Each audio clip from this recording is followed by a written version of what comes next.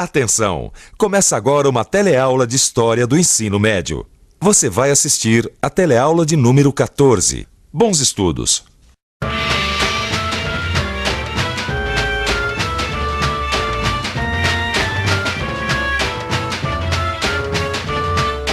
Oi, a nossa teleaula de História Geral vai falar sobre o feudalismo. Confira só o que você vai aprender hoje. Na teleaula de hoje, você vai ver que com o fracasso da unificação tentada pela Igreja e por Carlos Magno, o poder local dos senhores de terra aumentou. As populações estavam arruinadas e tinham medo dos ataques de outros povos. A economia ficou limitada às atividades no campo. Durante 300 anos, a Europa esteve dividida em centenas de pequenos estados independentes, os feudos. Foi a época dos mundos fechados.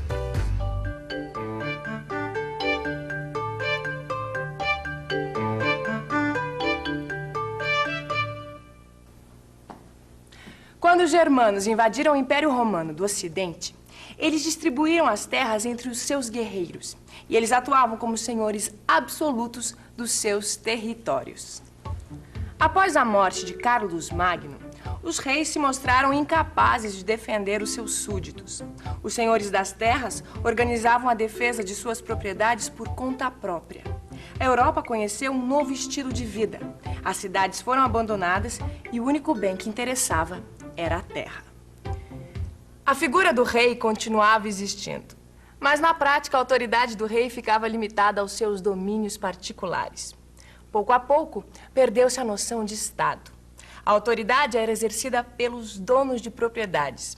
Eles ofereciam proteção aos mais pobres em troca de terras e impostos. Quem pedia a proteção do senhor feudal se transformava no seu vassalo. O vínculo entre o vassalo e o senhor feudal acontecia numa cerimônia chamada de homenagem.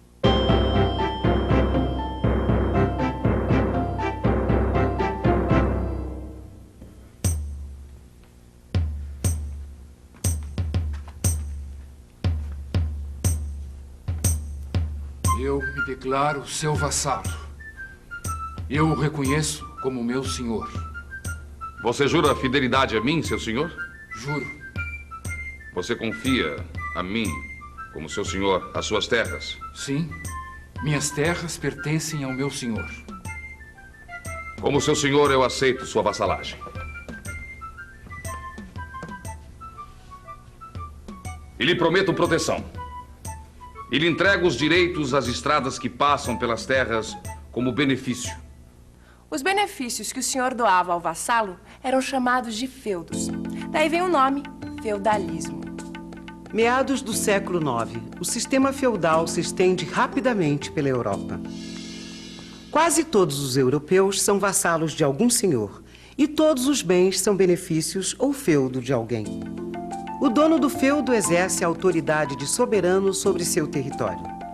É ele quem cunha a moeda usada em suas terras. O dono do feudo tem um exército próprio. Ele não depende de rei nenhum para declarar guerra contra outros feudos. O senhor feudal administra a justiça e cobra os impostos. A servidão era outra face do feudalismo. Os servos do senhor feudal eram praticamente escravos. Eles trabalhavam duro, principalmente no campo, para manter os privilégios dos senhores que viviam nos castelos. E além dos camponeses que estavam presos à terra, havia também os vilões. Este nome não significa que eles eram bandidos. Os vilões eram os habitantes das vilas e das aldeias. Eles também trabalhavam para um senhor, mas conservavam a liberdade pessoal. A igreja participava ativamente do sistema feudal. Os mosteiros e as igrejas se transformaram em unidades de produção agrícola. Além disso, os bispos e os abades dependiam da nomeação do rei ou de algum grande senhor. Os amigos e parentes dos poderosos acabavam levando a melhor. E a venda de cargos na igreja era uma coisa muito comum. As reações contra a situação da igreja feudal não demoraram. Em vários lugares surgiram tentativas de reformas dos dogmas. Dogmas são os ensinamentos oficiais da igreja. Alguns papas fizeram reformas importantes para combater a desordem da Igreja de Roma.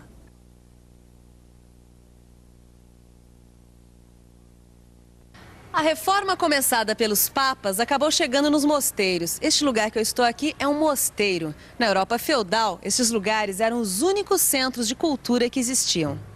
Nos mosteiros, os manuscritos e as obras da antiguidade clássica eram preservados e copiados pelos monges. Mas os mosteiros ficavam em lugares isolados e, conforme as cidades cresciam, aumentava a necessidade de novos centros de cultura. Foi assim que surgiram as primeiras universidades na Europa, que no começo eram ligadas à igreja. Isso acontecia porque a igreja era a grande detentora do saber. E desde que o homem é homem, saber é poder. A Igreja Católica foi o maior poder organizado da Idade Média. Naquela época, a disputa política entre a Igreja e os imperadores durou séculos, principalmente no caso do Sacro Império Romano Germânico. Ano 910 da Era Cristã. Um duque é eleito pelos senhores feudais para ocupar o trono da Germânia. Esse foi o início do Sacro Império. O reino germânico até então estava dividido em muitos estados independentes. Agora, com a criação do Sacro Império Romano-Germânico, a Igreja tenta unificar a Europa. A Igreja sente que seus poderes estão comprometidos por causa da constante intervenção dos senhores feudais. O Papa Nicolau II faz uma reforma que desafia o poder imperial. Novas reformas vão se sucedendo. A Igreja tenta restaurar a autoridade do Papa sobre os reis e príncipes cristãos. O momento de maior tensão no conflito entre Igreja e Império acontece quando o Papa Gregório VII excomunga o imperador Henrique IV, retirando-lhe o título que havia recebido de suas próprias mãos. A solução dos conflitos entre a Igreja e o Império acontece finalmente com a Concordata de Worms. Segundo esse acordo, o Papa e o Imperador reconhecem a independência de cada um. Uma vez resolvidos os conflitos entre a Igreja e o Império, os papas se tornaram chefes absolutos dos cristãos europeus e se voltaram para assuntos internacionais. A Palestina, local de nascimento e morte de Cristo, estava na mão dos turcos seljúcidas. E o papado organizou uma campanha para libertar o Santo Sepulcro, o túmulo de Cristo, que estava na mão dos hereges. Herege é a pessoa que professa uma doutrina contrária à fé da Igreja. E foi assim que começaram as cruzadas. O Papa Urbano II organizou a primeira expedição à Terra Santa. Em pouco tempo, reuniu um exército de 500 mil guerreiros de todos os países da Europa. A primeira cruzada partiu rumo à Palestina em 1096. A cruzada popular, formada por camponeses armados de paus e facas, foi dizimada pelos turcos quando passava pela Ásia Menor. A cruzada dos cavaleiros teve mais êxito. Em 1099, guerreiros cristãos tomaram Jerusalém. Mas as disputas internas e as divisões entre os príncipes cristãos acabaram isolando os cruzados. 50 anos depois, partiu a Segunda Cruzada, rumo à Terra Santa. A expedição foi comandada por Conrado III e Luís VII, da França. Eles foram derrotados em Damasco. Apesar do fracasso das cruzadas, o papado viveu dias de glória. Os papas se tornaram juízes dos reis e interviam nos assuntos políticos e religiosos. O Papa Inocêncio III foi campeão nessa matéria.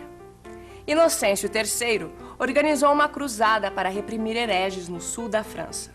Ajudou o reino de Castela a combater os muçulmanos na Península Ibérica e organizou a Quarta Cruzada, que partiu no ano de 1200.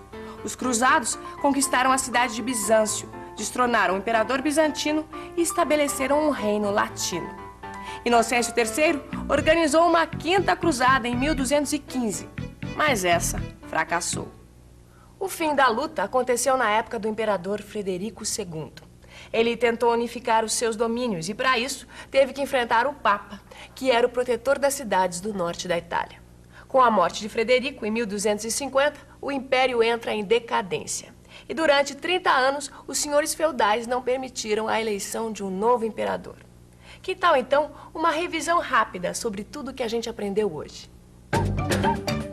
E atenção, se liga aí que é hora da revisão. Na teleaula de hoje, você conheceu a organização social do feudalismo. Entendeu por que, durante o feudalismo, a Europa perdeu a noção de Estado, se dividindo em muitos reinos. Aprendeu que na Idade Média, a Igreja Católica era o maior poder organizado que existia. E as cruzadas foram expedições militares organizadas pelos papas para conquistar a Terra Santa, a Palestina. Na próxima teleaula, você vai ver o que aconteceu na Europa depois das cruzadas. Até lá!